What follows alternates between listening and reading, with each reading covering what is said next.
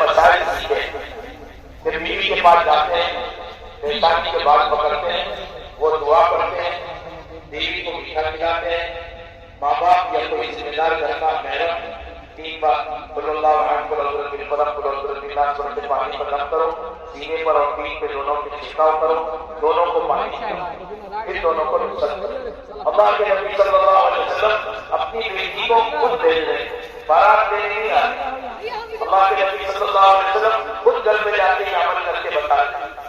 سادہ نکاح بہت دھیان سے سننا، جب نکاح کو سادہ بناؤ گے تو زنا مشکل ہو جائے گا، اور اگر نکاح کو مشکل بناؤ گے تو زنا آسان ہے۔ آج دیکھو دنیا میں کیا ہو رہا ہے، ایسے ممالک تیار ہو گئے بے حیا جانور کی طرح کہ وہ نکاح کرنے کی اجازت، جس کو جو پسند ہے، کیوں بھائی جانور بننا ہے؟ آپ جیسے شریف لوگ خاندان کے اندر محلے میں شہر میں ذمہ دار ہوتے ہیں، آپ تو اسی کوشش کرو کہ بھائی سادہ نکاح کرو۔ اتنی ہماری جوان بچیاں مسلمانوں کو چھوڑ کر ادھر ادھر چلے، کیا وجہ ہے؟ گھر کی تعلیم نہیں، ہفتہ والی تعلیم نہیں، جماعت میں نہیں۔ آپ سمجھ رہے تبلیغ والوں کا کام ہے، ہمارا کیا کام؟ بچی نے ایسا کام کر دیا وہ دکھانے کے لائق نہیں، جو بھائی سب گھر کے اندر فکر کریں گے اپنے بچیوں کے نکاح کرو، سادگی سے نکاح کرو۔ یہ سادگی سے نکاح بھائی بات چیت ہوئی۔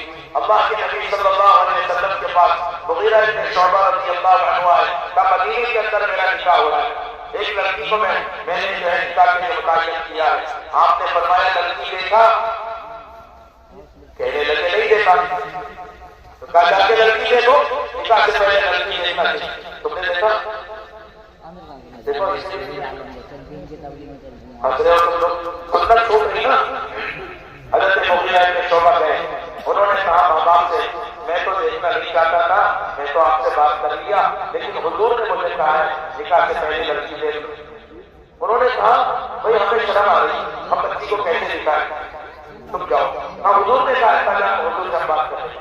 تو بچی نے اندر سے کہا ابا اماں مجھے بھی دیکھنا نہیں ہے، مجھے اپنے آپ کو دکھانے کا شوق نہیں ہے، لیکن نبی نے کہا ہے آپ ان کی بات مت ٹالو، میں پردے کے پاس کھڑے ہو کر ان سے بات کروں۔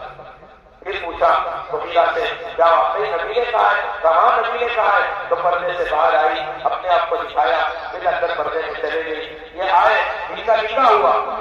اسلام لانے سے پہلے 70 نکاح کیا۔ کتنے نکاح؟ جہالت کے زمانے میں کوئی نکاح نہیں ہوتے، کہنے لگے میں نے جو لڑکی دیکھ کر نکاح کیا تو اس میں اتنی برکت ہے، اتنی برکت کسی نکاح نہیں۔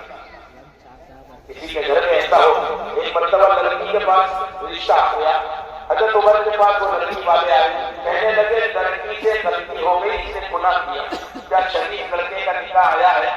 نکاح کا پیغام ہم اس کو بتا دیں؟ حضرت عمر نے کہا جس طرح تم شریف لڑکی کو روانہ کرتے ہو اس کا بھی نکاح اسی طرح کر دو، اللہ نے عیب چھپایا ہے تم مت بتاؤ۔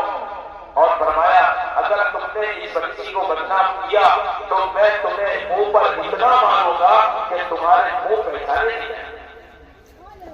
ہمارے حضرت کی ابھی افریقہ گئے تھے، 100 ملکوں کے لوگ جمع ہوئے تھے، اجتماع ہوا بڑا، ہم تو نہیں قدر کرتے اجتماع کی جتنے دوسرے لوگ کرتے ہیں۔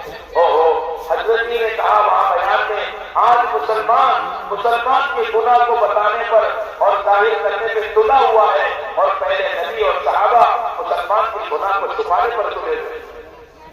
اپنے معاشرے کو پاکیزہ بناؤ، کسی پر الزام مت رکھو، تم کسی کے گناہ کو چھپاؤ گے اللہ تمہارے گناہ کو چھپائیں گے۔ قیامت کبھی جہاں سب کے سامنے گناہ ظاہر کرتے ہیں وہاں اللہ تمہارا گناہ چھپائے گا۔